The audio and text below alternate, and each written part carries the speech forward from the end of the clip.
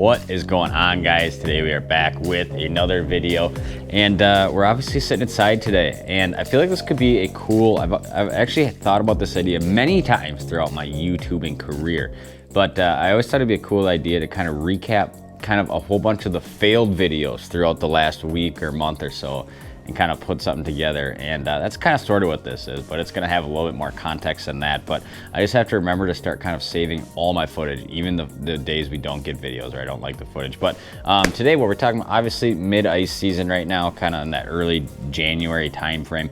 And we're starting to see, and the weather this week has been just brutal cold, and then followed up by this massive snowstorm with insane winds. It kind of warmed up for a day, and then we got all the snow, and now it's going right back to 20 something below tonight. So it's been a lot of this up and down crazy weather, and my walleye bite locally in kind of lakes that I fish a fair amount has been really tough, and it kind of almost seems like all of a sudden we're just like in that midwinter time frame. You know, we've been kind of, I always think of like late November into, you know, most of December is kind of that early ice period.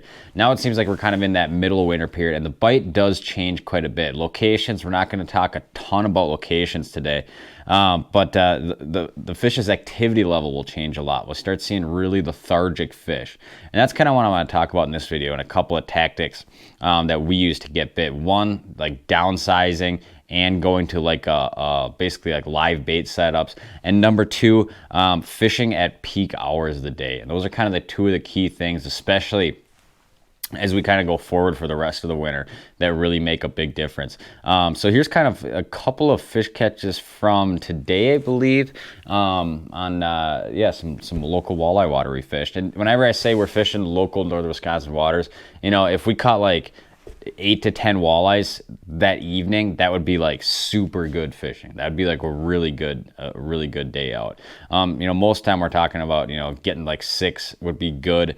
Anything less than that would be slow. So it's really hard to come by these bites. It's not like we're going out there and, you know, pounding 20 fish like we would, you know, in some other, you know, destination type places that we fish a lot. So we're going to kind of showcase a few fish catches here, doing some of the things that I just talked about, and hope you guys enjoy.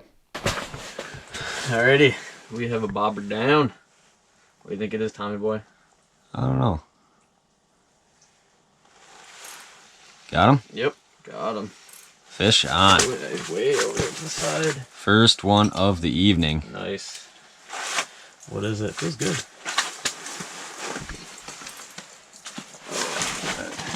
Ooh. Nice one, huh? Oh yeah, there we go. Ooh. There we go. Oh man, that is cool. Look at that guy. That is what I'm talking about. Let me grab. How's he hooked? He's hooked pretty good, because I don't see it. I'll get you a forceps. Thank you, doctor. You know, just kind of getting to that prime time of the day here. Oh yeah. He will survive though. Oh yeah, he'll be good shape. Just kind of getting to that prime time where we expect some of these fish to come back pushing shallow. And right there. And guess what? It happened. Look at that. Nice fish. And he's going back to live another day. We'll take him. Hopefully this kind of starts off a nice little evening run of fish here. There she goes on the set line. Nice. Pretty cold out. We're just kind of running this real compact setup. Jig hole, bobber rod, and then I'm jigging in the other corner of the otter here. So plenty of room to spread out in this shack, so might as well use all of our lines. Talk to me. What's going on? All right, Mitch just caught number 1, and the same, reset the bobber, and it goes right back down. Same hole. Little drag systems check here. How does it feel? I don't know yet. The drag feels adequate, I would say. Okay, just checking. Making sure you're awake.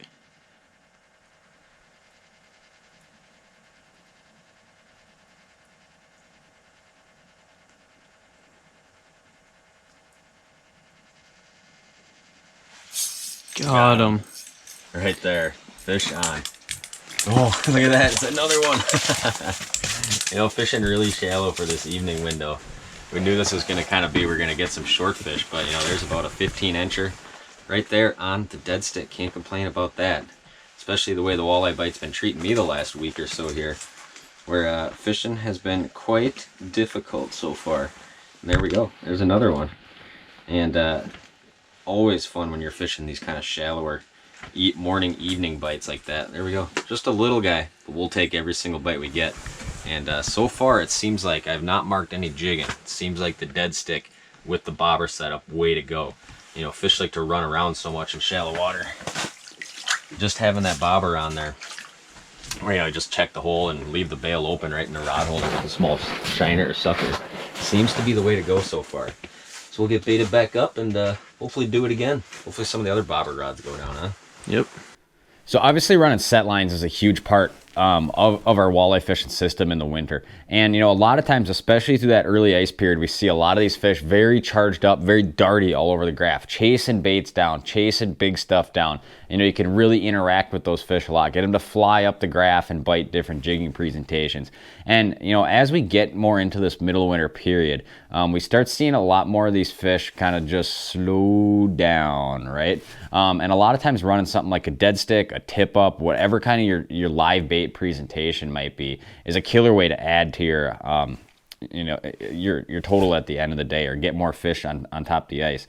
And there's basically two ways we'll do it. Like I said, tip ups or dead sticking. And, you know, if the last couple of days have been so insanely cold out, it's been like, you know, you pretty much got to stay in the shack to fish. So in that situation, run a dead stick. You know, in other situations, if you can get out and move around a little bit and run tip ups, I'll do that. Especially if I got a bunch of buddies out with me, or if it's, you know, me, Shelby, Mitch, you know, so whoever we got, and we're in northern Wisconsin and we can run a bunch of lines, I'll try to do that, where I can, you know, maximize how much area our lines are in.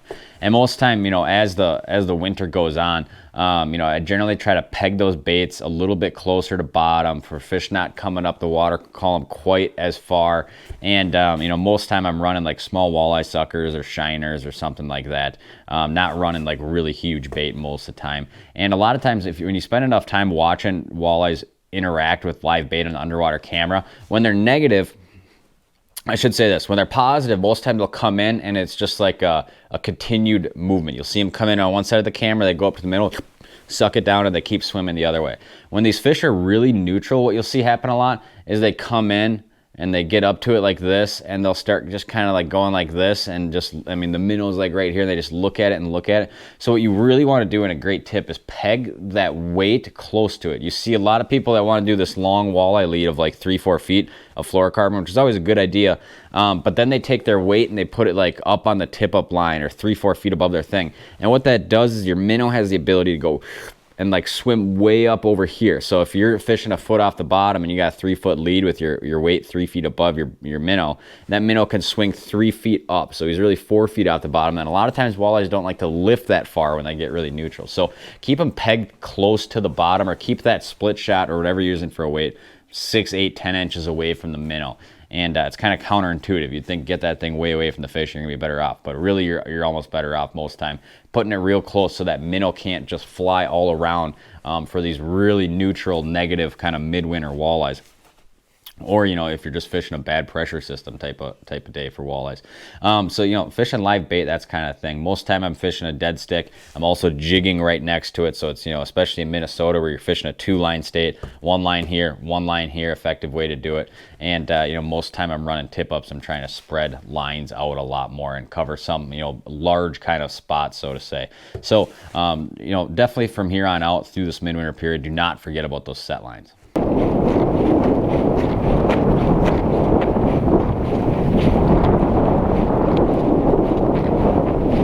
Got him? Hooked up? Yep. Shelby's on. Oh ho ho! Right kind, wrong size, Shelbster. That's fine. It's the first one we're getting started. Little 14-incher. Hey, You got it got good? that. Number 1, walleye on the ice. Bye-bye, walleye. Not big. Oh yeah, pike. Oh, them northern pockfish. Oh. Got him? What's up? Hooked up, number 2. How big does it feel? Feels nice. The last time we were out here together, we both hooked in a big ass pike. Remember that? Yeah. Woo. What is it? Feels like it's a big old Walleye. Come on. A lot of line out though.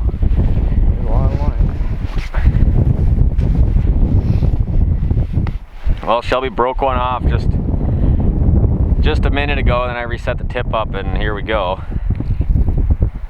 Pulling? Yep. Get ready, old Mitchie, in case this is a walleye. Be ready to dive in that hole if that's a walleye there. Oh, It's looking awfully pikey. yeah, it is. Oh, it's a bass. Oh, big old smallie. Look at that. Look at that guy. Yes! This is my first bass this year on the ice. Ooh, you're gonna have to get that guy out. Is he hooked deep? All right, I'll it. pop him out quick. 10 pounds? At least. There we go. Show him off. Beauty, look at that bad boy. One walleye, one smallmouth. Lost a pike. Even smallmouth's always good. They'll sit there and then they just paddle off. All of a sudden. We're only fishing like 13 feet of water here. But he's being real. He's being, look how curly up he is. There he goes. Nicely done. Fish number 2, how cold are your hands? Freezing.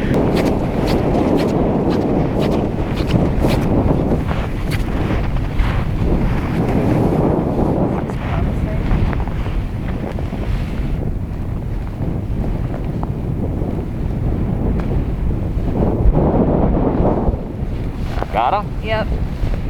Oh, fish on. Did it? Can't even see the hole.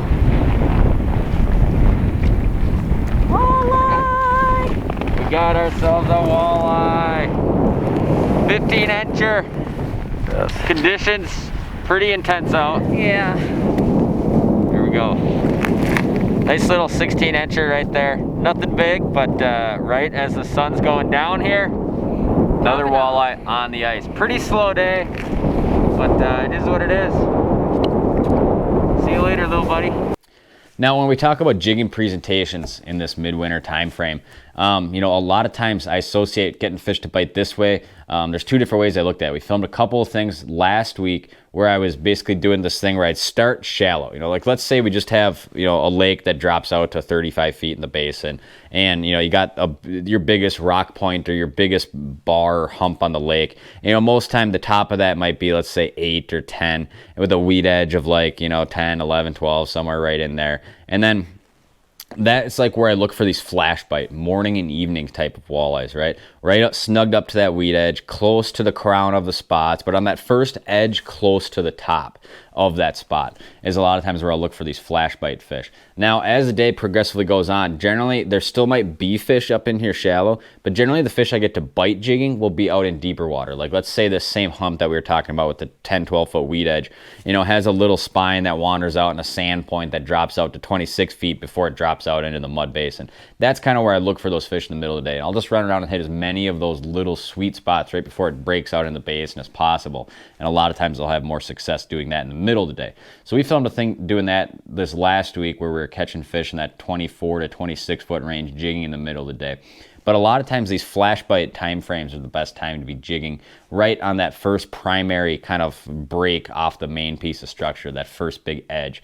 And generally, you know, this time of year, as things just kind of slow down a lot more, I'm not fishing as many things that just real darty and big anymore. A lot of just standard, you know, spoons, and kind of force feeding those fish, especially when they feel pretty negative. And a lot of that's day to day, but you start seeing fish, you know, slow down a lot more as the winter goes on, and they don't like those things ripped around so high in the water column. And it's a lot more of this thing that you almost just kind of tease them up a little bit, boom, get them to bite, something like that. So, you know, that's definitely been a productive way to fish. And, you know, jigging overall, generally I start downsizing, especially into that late winter time frame when things get real negative and neutral. And one of my absolute favorite options, I'm surprised I don't have any sitting here. I got some, this is just a random box unscripted I had sitting here.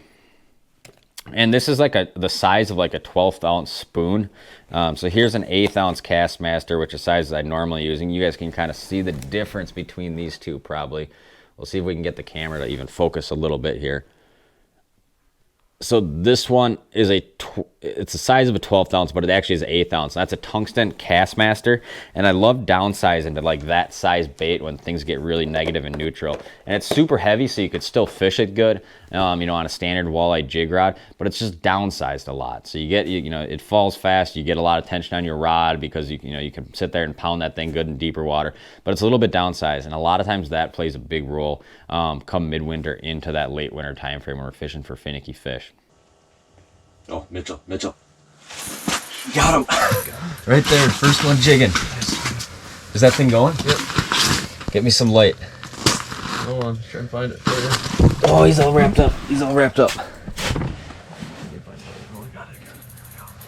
Dude, he got in the weeds, I think. Really? No. Either that or we have one of our other lines here. Oh yeah, we got one of our other lines. Wait, okay. I'm just gonna go in for it. Oh, I see which one. You got me over here. Over there? Yep. That fish went absolutely ballistic under the ice. Good thing we didn't lose our rod. Look at this. I gotta show. I was like, what is going on here? Rod. Open the bail on that. Almost lost it. Hold on. Okay, nice walleye here. That fish shot up so fast, and then it was just my drag going for a little bit. And here we go. Nice walleye, number 3. He's got some weird growths on him. There he does. Yeah. Funky, and he's all dotted up, kind of weird. There we go. Nice fish though. Nice walleye though. We'll take him like that and let him go. It seems like, you know, kind of prime time window's starting to happen. Look at that perky little guy. I like it. I like it. Now we're gonna let this fish go, and we're going to free this minnow up. I can't believe that rod didn't just get pulled in. I know, and I was grabbing the camera and should be good. walking right over the top of it, so I didn't even see that happen. Of course. All right. Well, there we go. Walleye number 3. Little chaotic. Anything over there? What's it? Is that rod just sitting normal? Yeah. Oh my gosh, dude. It hit me while I was just sitting there. And we are so tangled up. These fish are running so far sideways under the ice.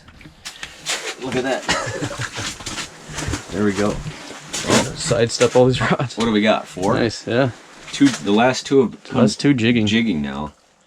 But, you know, another nice fish. Seems like that side of the shack is producing. Yeah, this side of the shack seems to be more productive than the other side of the shack, and I think you just call that luck. That's what I think what that is. I feel like we're parked on some weeds over here, and we're on the very edge over there. We're definitely on some weeds. There we go. Yeah.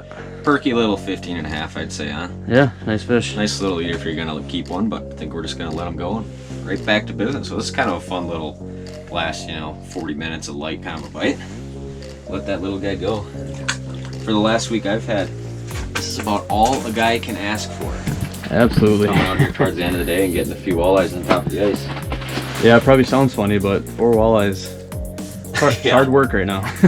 Yeah. It's really hard work. Don't let there be this misconception in my videos that looks like I'm just fishing these grade A walleye waters most times. Now if I'm in Minnesota, yeah, I probably am, but if I'm fishing around where I live, not so much. Well, I hope you guys kind of enjoyed this video. Just a quick little thrown together video from today. And hopefully you guys kind of enjoyed it. I mean, just kind of a random off the cuff. Here's some video footage. Here's some fish catches. Here's what I see going on. And hopefully you guys enjoyed it. But hopefully you guys are safe out there in the ice catching a few fish. And hopefully we get, you know, more safe ice conditions and more good fishing the rest of the winter. It's been a little bit of a tougher week for me, but that's probably mainly due because of the fact the weather's been crazy and I have not been traveling. I've been fishing the very difficult lakes that I live around. But I do enjoy the grind, I do enjoy the struggle, and I do enjoy making these videos for you guys. So hopefully you guys enjoyed this. Stay tuned for more content. We'll be up early in the -26 tomorrow morning, back on the ice, and we'll see you guys there.